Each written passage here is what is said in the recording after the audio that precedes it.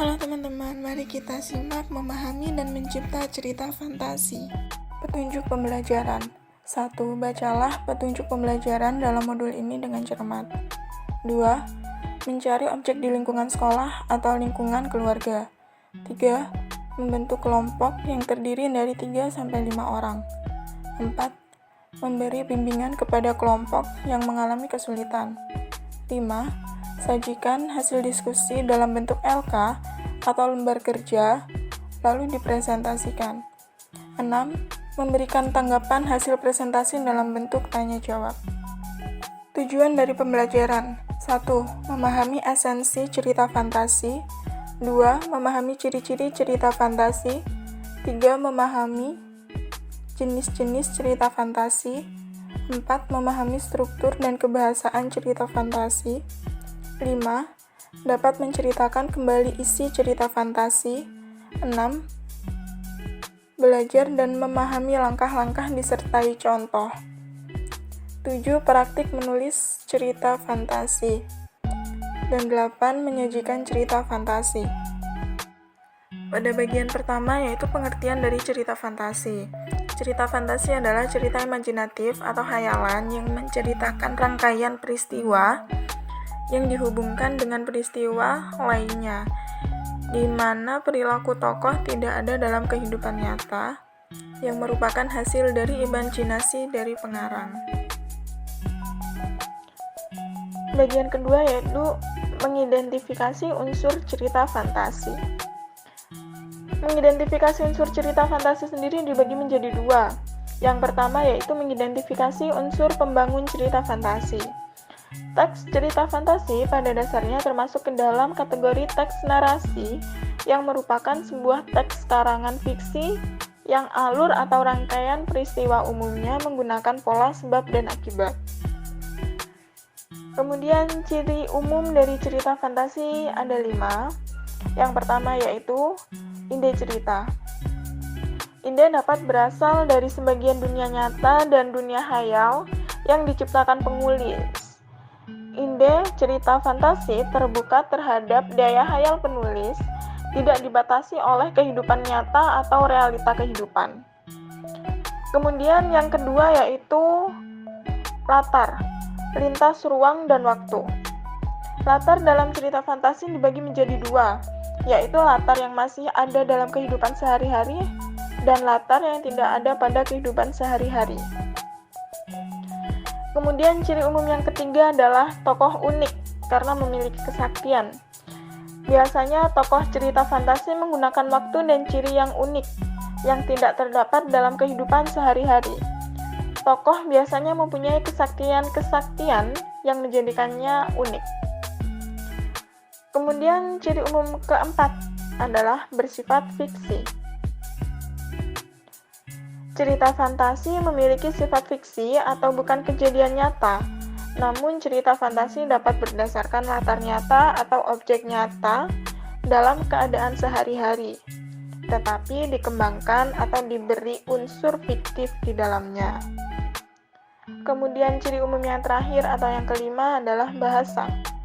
Ide bahasa dapat berasal dari sebagian dunia nyata dan dunia khayal yang dapat diciptakan penulis. Ide cerita fantasi terbuka terhadap daya khayal penulis dan tidak dibatasi oleh kehidupan nyata atau realita kehidupan. Kemudian mengidentifikasi unsur cerita fantasi yang kedua yaitu mengidentifikasi jenis cerita fantasi. Berdasarkan latar cerita, cerita fantasi dibedakan menjadi 3 kategori, yaitu latar lintas waktu masa lampau, yang kedua latar waktu sezaman, dan yang ketiga adalah latar lintas waktu futuristik atau masa yang akan datang. Jenis-jenis cerita fantasi. Jenis cerita fantasi dibagi menjadi 2, yaitu cerita fantasi total dan irisan, dan yang kedua yaitu cerita fantasi sezaman dan lintas waktu. Cerita fantasi total dan irisan. Bagian A yaitu cerita fantasi total berisi fantasi pengarang terhadap objek tertentu. Pada cerita kategori ini, semua yang terdapat pada cerita semua tidak terjadi dalam dunia nyata. Misalnya, cerita fantasi Nagata itu total fantasi penulis. Jadi nama orang, nama objek, dan nama kota benar-benar rekaan pengarang. Bagian B yaitu cerita fantasi irisan, yaitu cerita fantasi yang mengungkapkan fantasi tetapi masih menggunakan nama-nama dalam kehidupan nyata, menggunakan nama tempat yang ada dalam dunia nyata atau peristiwa pernah terjadi pada dunia nyata.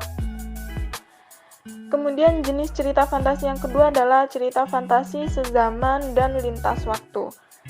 Cerita fantasi latar sezaman berarti latar yang digunakan satu masa atau fantasi masa kini, fantasi masa lampau, atau fantasi masa yang akan datang atau futuristik. Sedangkan cerita fantasi latar lintas waktu berarti cerita fantasi menggunakan dua latar waktu yang berbeda.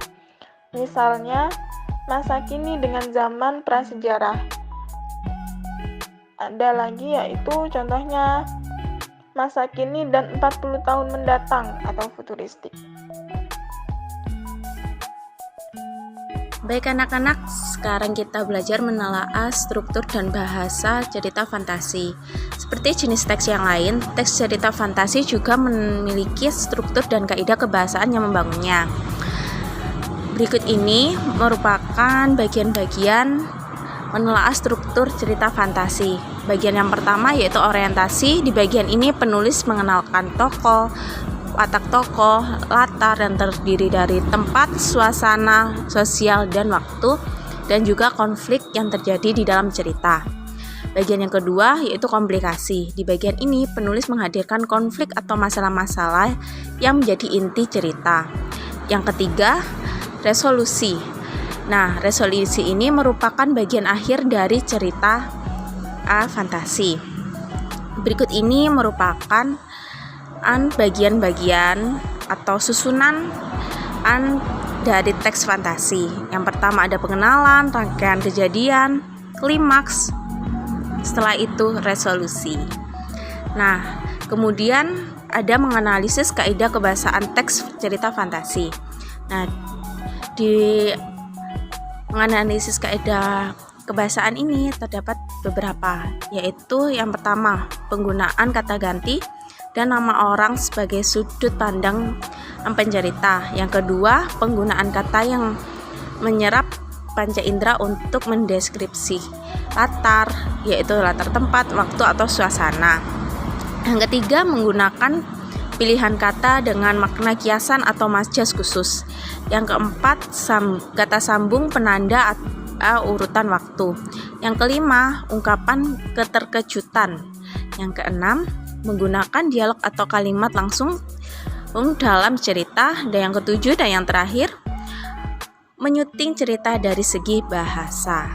Baik anak-anak, selanjutnya kita belajar tentang menceritakan kembali isi cerita fantasi yang telah dibaca atau telah didengar. Setelah siswa melihat, memahami, dan mendengar, maka siswa akan dituntut untuk bisa menceritakan kembali isi cerita fantasi yang telah diperoleh oleh siswa. Berikut ini adalah hal-hal yang harus ditentukan dalam cerita fantasi. Yang pertama, menentukan tokoh, latar, dan unsur peristiwa. Menentukan tokoh. Dalam tokoh menjadi salah satu hal penting dalam teks cerita fantasi. Terdapat tiga tokoh bila dilihat dari sisi keterlibatannya dalam pergerakan alur, yaitu tokoh sentral, tokoh bawaan, dan tokoh alur. Yang kedua, menentukan latar. Latar atau setting merupakan lukisan tempat, hubungan waktu, dan lingkungan sosial tempat terjadinya peristiwa-peristiwa. Yang ketiga, menentukan urutan cerita.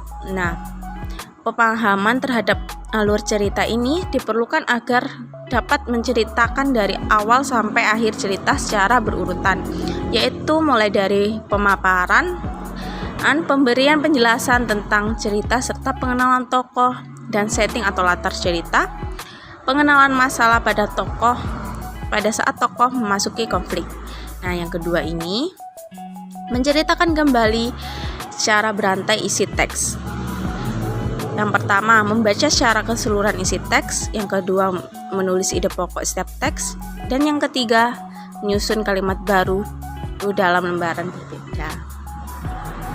Baik, selanjutnya kita akan belajar mengenai menyajikan cerita fantasi.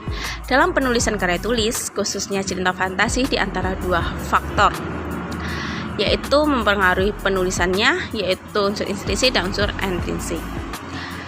Merencanakan cerita memiliki beberapa langkah. Langkah yang pertama yaitu menemukan isi ide penulisan.